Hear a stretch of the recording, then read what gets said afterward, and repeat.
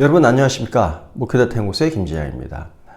이제 여름의 무더위가 지났습니다. 아침 저녁으로 매우 선선해졌는데요. 약간의 쌀쌀함을 느낄 정도로 그런 날씨가 되어버렸습니다. 그래서 하루에 그 낮의 온도하고 아침 저녁의 온도의 일교차가 상당히 커서 감기에 걸리기 쉬운데 여러분들 건강에 유념하시기 바랍니다. 오늘은 넘버즈 210호입니다. 오늘 다룰 내용은 목회자들의 목회 인식과 목회 실태를 좀 다루려고 합니다.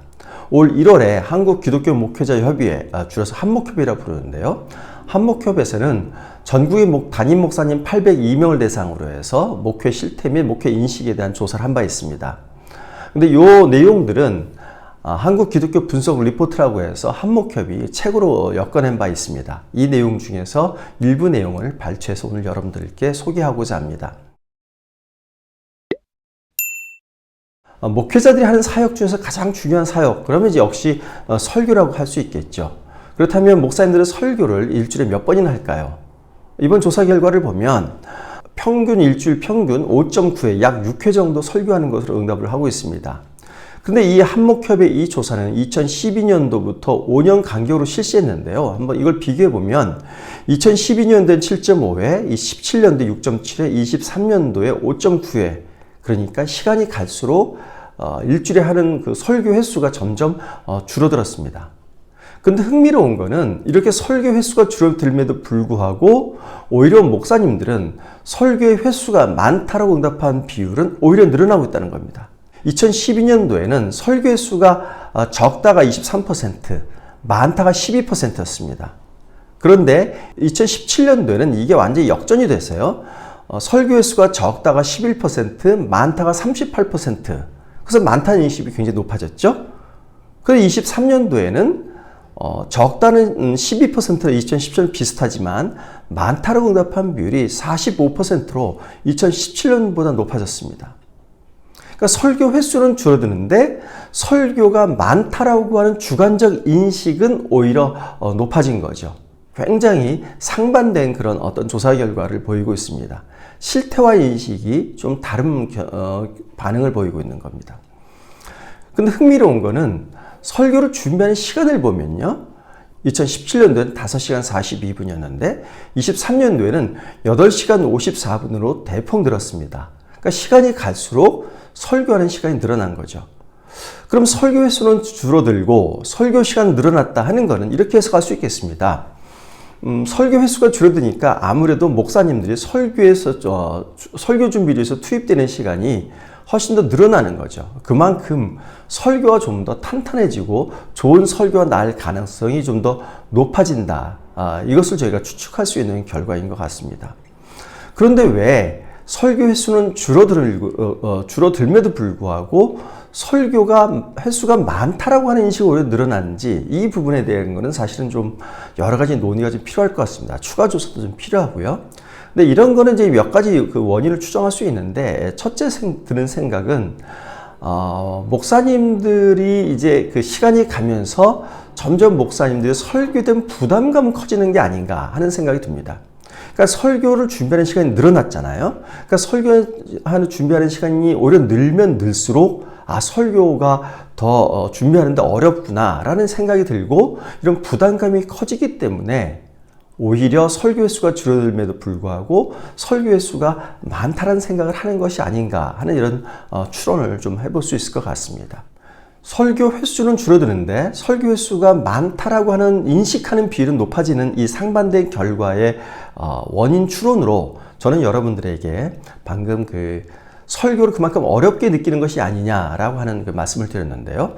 그렇다면 설교에서 어떤 점이 가장 어렵게 느끼는지 한번 질문했습니다. 이 결과를 보면 문화 및 사회 급변이 설교에서 가장 어렵다라고 응답한 비율이 37%였습니다. 아마도 이거는 이제 코로나를 겪으면서 이런 어려움이 더 가중됐을 것으로 생각은 되는데요. 시대가 변하면서 문화와 사회의 변화 속도는 그만큼 빠른 거죠. 목사님들은 이 빠른 변화에 맞춰서 이 변화를 파악해내고 이 변화 속에서 성도들이 원하고 있는 것이 무엇인지 성도들의 생각의 변화에 맞춘 그런 설교를 해야 되기 때문에 그만큼 설교를 어렵다고 생각하는 것으로 이렇게 좀 볼 수 있겠습니다.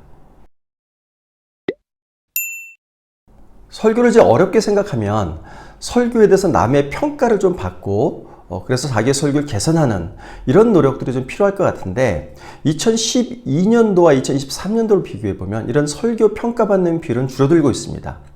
2012년도에 자신의 설교를 정기적으로 평가받는다, 피드백 받는다 이렇게 응답한 비율은 55%였는데요. 이게 2017년도에는 31%, 2023년도 24%로 해가 갈수록 점점 줄어들고 있습니다. 그렇다면 설교 평가를 누구한테 받느냐? 가장 많이 받는 거는 4명 가운데 3명은 배우자, 가족들한테 받는다라고 응답한 비율이 가장 높습니다. 주로 이제 목사님들은 사모님에게서 평가를 받는다는 응답들을 좀 많이 하고 있는 겁니다. 반면에 교인이나 교회 밖의 동료, 선후배, 지인이다 응답한 비율은 각각 11%밖에 되지 않습니다. 물론 이제 목사님들이 이제 그 사모님에게 평가받는 비율이 것도 중요하지만 사모님이 평가받는 것도 중요하지만 그러나 설교 어떤 전문성이라는 측면에서 보면 사모님보다는 교회 밖의 동료, 선후배, 지인에게서 평가받는 것이 더 중요한 것으로 보여집니다. 그런데 이 비율은 굉장히 떨어지고 있는 거죠. 그러면 설교가 어떤 어렵게 느낀다고 하는 점에서 비추어 보면 설교에 대한 어떤 평가를 받는 비율은 늘어나야 될 것 같은데 또 그것이 전문성에서 보면 외부의 어떤 같은 목회자 그룹으로부터 평가를 받는 게 중요할 것 같은데 그렇게 하고 있지 않다라고 하는 거죠. 이거는 아마도 설교를 자신의 어떤 고유 영역 혹은 자신의 어떤 자존심의 영역으로 생각하기 때문에 점점 이러한 측면에서 제 3자, 좀 객관적인 시선을 가진 사람의 평가에 대해서는 좀 부담스러워하는 것이 아닌가 이런 생각도 해볼 수 있을 것 같습니다. 간임 목사님들이 이제 교회를 심우하면서 심우교회에 대한 만족도를 한번 살펴봤습니다. 먼저 여러 가지 측면에서 한번 살펴봤는데요. 교회 사역에 대한 평신도의 참여 부분에서는 담임 목사님이 만족하는 비율이 53%입니다. 지금 그래프에서 보실 때 주황색이 2023년도고요. 파란색이 2012년도입니다.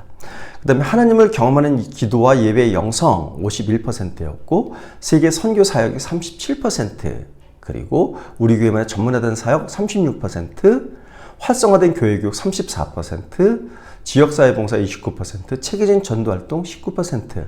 그래서 모든 항목에서 보면 2012년도에 비해서 2023년도에 만족도의 비율이 굉장히 낮아지고 있습니다.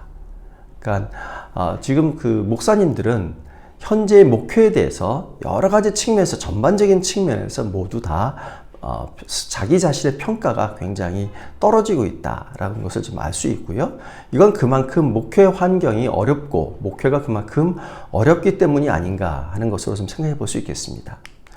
이렇게 환경이 어렵다 보니까 담임 목사님 중에서 7명이 목회 코칭을 받고 싶다라고 응답을 보이고 있습니다. 목회가 어렵게 느끼기 때문에 이걸 좀 누구로부터 좀 도움을 받고 싶다 이렇게 응답을 하고 이런 인식을 갖고 있는 분들이 상당히 높다는 거죠. 10명 중에 7명이니까요. 이제 이런 어떤 단순한 목회 코칭을 넘어서서 전반적인 목회 컨설팅을 받고 싶다라고 하는 응답인 겁니다. 그러니까 코칭이라고 하는 거는 좀 사적이거나 이례적이거나 혹은 어떤 좁은 의미에서 것을 얘기한다면 컨설팅이라는 거는 좀 더 광범위한 의미에서 좀 더 전문화되고 체계적인 것을 이야기할 수 있겠는 거죠. 목회 컨설팅을 받고 싶다고 응답한 비율도 67%나 되는 겁니다. 그러니까 목사님들이 그만큼 목회가 어렵다고 느끼기 때문에 누군가로부터 도움을 좀 받고 싶다고 하는 응답의 비율은 높은 거죠. 그런데 설교에서만 국한해서 놓고 보면 오히려 설교의 평가받는 비율은 낮아지는 거고 그만큼 설교가 어렵다고 느끼는 비율은 높아지고 있는 겁니다. 아까 말씀드렸지만 어떤 설교에 대한 목사님들의 어떤 생각이 굉장히 좀 폐쇄적인 부분으로 흐르고 있는 것이 아닌가라고 하는 생각도 저희가 해볼 수 있을 것 같습니다. 네, 이상으로 넘버즈 210호를 한번 좀 전반적인 내용을 말씀드렸는데요. 이 내용을 한번 정리해 보겠습니다.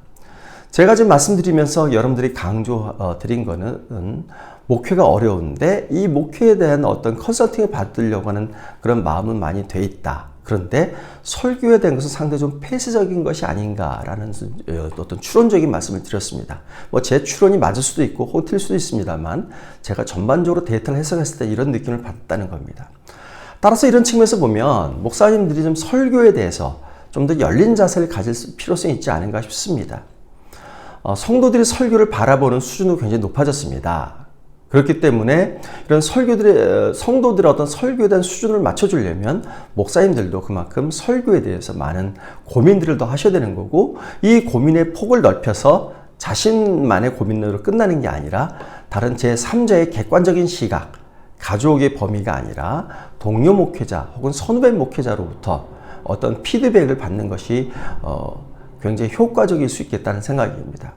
이렇게 어떤 설교 수준이 높아질 때 성도들이 자기 교회 담임 목사님 설교에 만족하게 되고, 그것이 즉 그 교회에 대한 만족도가 되면서 그 교회에 대해서 좀 더 높은 충성도를 보일 수 있는 것으로 이렇게 연결되는 측면에서 보면 설교에 대한 어떤 수준을 높이는 것은 전반적인 교회 목회에 있어서 굉장히 중요한 사명이라고, 사역이라고 이렇게 볼 수 있겠습니다. 네, 이상으로 넘버즈 210호 말씀드렸습니다. 다음 주에 211호로 찾아뵙겠습니다. 감사합니다.